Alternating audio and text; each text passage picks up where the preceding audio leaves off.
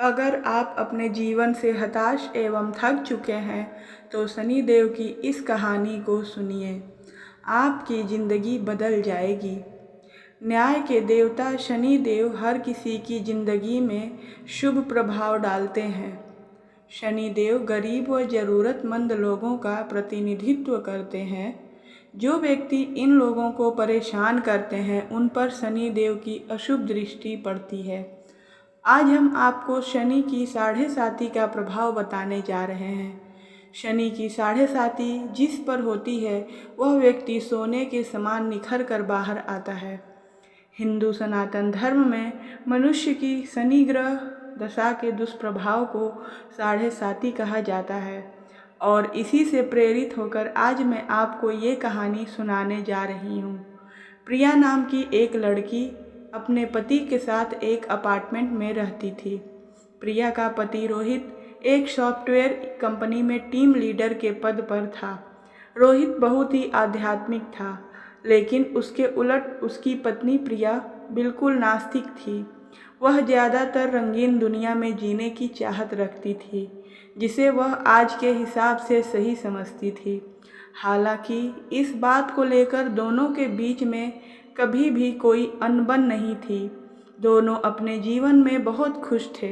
एक दिन सुबह सुबह रोहित टीवी में धार्मिक कार्यक्रम देख रहा था, जिसमें साढ़े साती काल के बारे में बताया जा रहा था।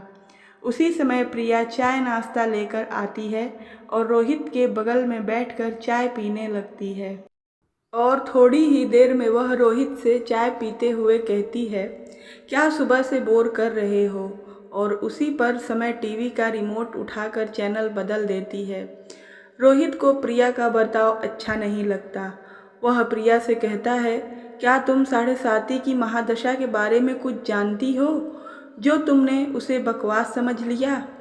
धर्म की बातें समझने के लिए आस्था लगती है, लेकिन तुम तो बिल्कुल नास्तिक हो। लेकिन तुम्हें किसी और की भावनाओं को तकलीफ देने का हक नहीं है। प्रिया को रोहित की बात से ग्लानि महसूस होती है और वह रोहित से माफ़ी मांगते हुए वही शनि भगवान का कार्यक्रम टीवी में दोबारा से लगा देती है। रोहित प्रिया को बहुत प्यार करता था।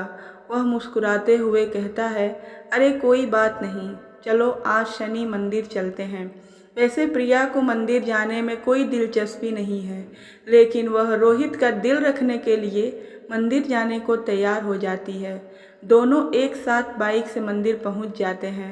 मंदिर के आसपास बहुत सी छोटी छोटी दुकानें लगी होती हैं। दुकानों में भक्त अपनी अपनी पसंद की चीज़ें खरीद रहे होते हैं। रोहित प्रसाद खरीदकर मंदिर की तरफ चलने लगता है। वहीं सीढ़ियों पर एक बाबा काले कपड़े पहने बैठे हुए थे। रोहित उनके कटोरे में कुछ पैसे डाल देता है और प्रिया के साथ मंदिर चला जाता है।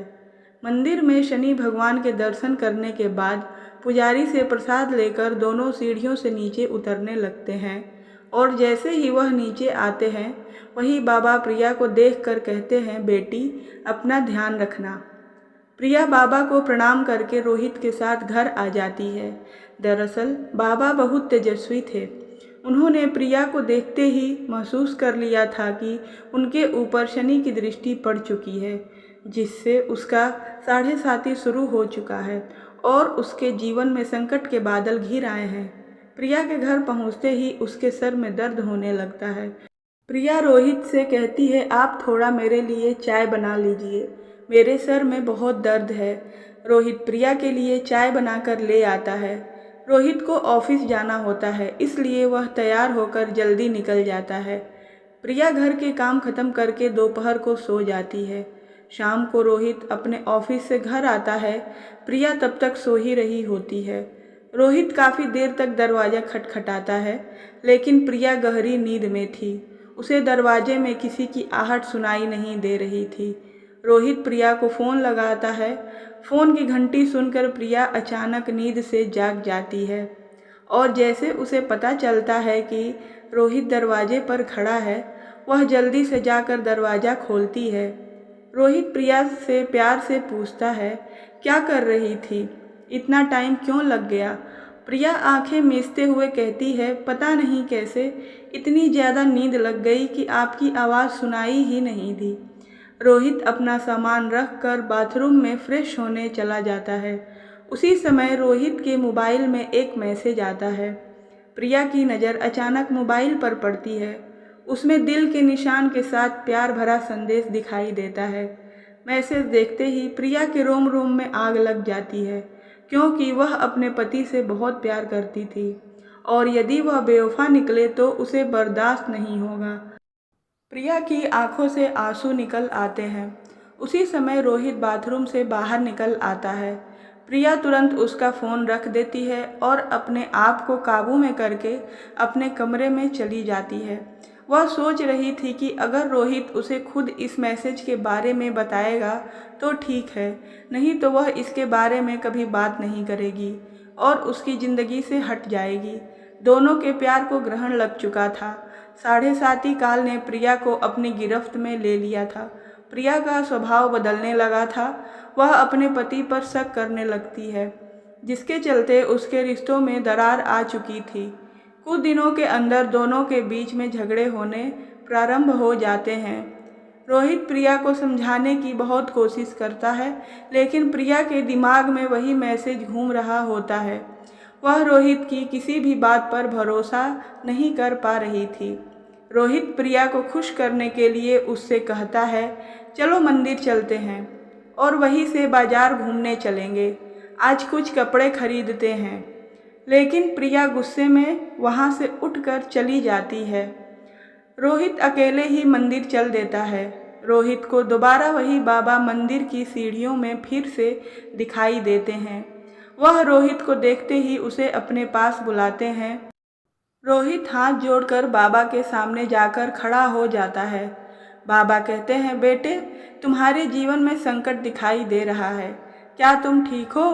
रोहित कई दिनों से प्रिया से परेशान था। वह बाबा के सामने बैठकर अपनी समस्या बताने लगता है।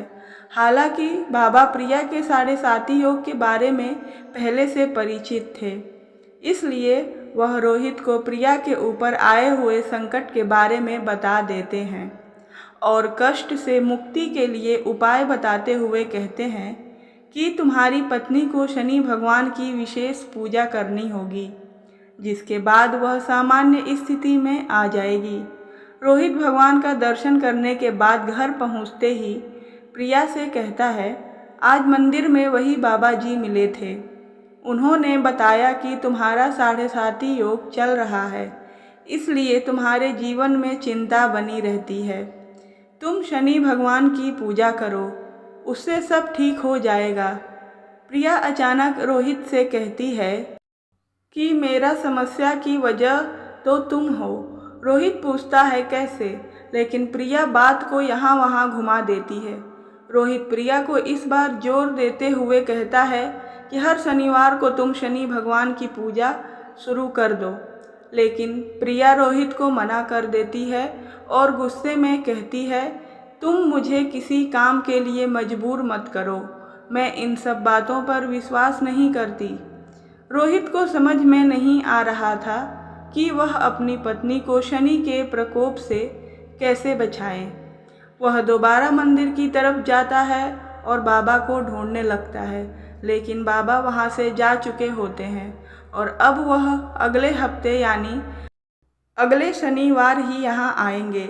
रोहित के पास तब तक का वक्त नहीं था, क्योंकि वह समझ चुका था कि अगर यह सब ठीक नहीं हुआ तो प्रिया और उसका रिश्ता टूट जाएगा। वह प्रिया से बहुत प्यार करता था। वह उसके बिना जीने की कल्पना भी नहीं कर सकता था। रोहित मंदिर में पुजारी जी से बाबा के बारे में जानकारी लेता है, लेकिन पुजारी जी को बाबा के बारे में कुछ पता नहीं था। वह कहते हैं, बेटा, मैं यहाँ सुबह से आता हूँ, लेकिन मैंने आज तक किसी बाबा को सीढ़ियों पर बैठे नहीं देखा। पता नहीं तुम किसकी बात कर रहे हो। रोहित को ताज्जुब होता है, क्योंकि वह 2 बार बाबा को मिल चुका था। वह शनि भगवान के सामने हाथ जोड़कर कहता है, प्रभु, मुझे बाबा से मिलना है। और इतना कहते ही रोहित मंदिर से नीचे उतरने लगता है। अचानक सीढ़ियों में उसके सामने बाबा प्रकट हो जाते हैं और उसे एक शनि भगवान की मूर्ति देते हैं और कहते हैं, इसे अपने घर में रख लेना और इन्हें तेल से स्नान कराना, तुम्हारा कल्याण होगा।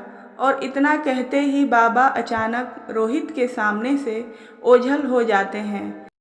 रोहित को समझ आ जाता है यह कोई साधारण बाबा नहीं बल्कि तेजस्वी आत्मा है।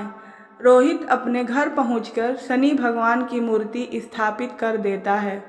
रोहित जैसे ही वह मूर्ति को तेल से स्नान कराता है, प्रिया पीछे से आकर जोर जोर से चिल्लाने लगती है और कहती है, खुद चरित्रहीन होकर ये ढोंग मत करो। अपनी गलती छुपाने के लिए तुम शनि भगवान का सहारा ले रहे हो। अपने आप को आईने में देखो तो पता चलेगा कि तुम कितने घटिया इंसान हो।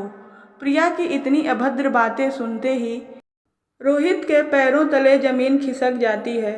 उसने उम्मीद भी नहीं की थी कि प्रिया उससे कभी इस लहजे से बात करेगी। रोहित शांत स्वभाव का था। वह प्रिया को शांत करते हुए पूछता है, क्या हुआ प्रिया, आराम से बात करो। प्रिया तुरंत उसका मोबाइल लाकर वही मैसेज उसके सामने रख देती है। रोहित प्रिया से पूछता है, यह क्या है। प्रिया तुरंत कहती है, तुम बताओ यह क्या है और कौन है जिसने तुम्हें यह मैसेज भेजा है।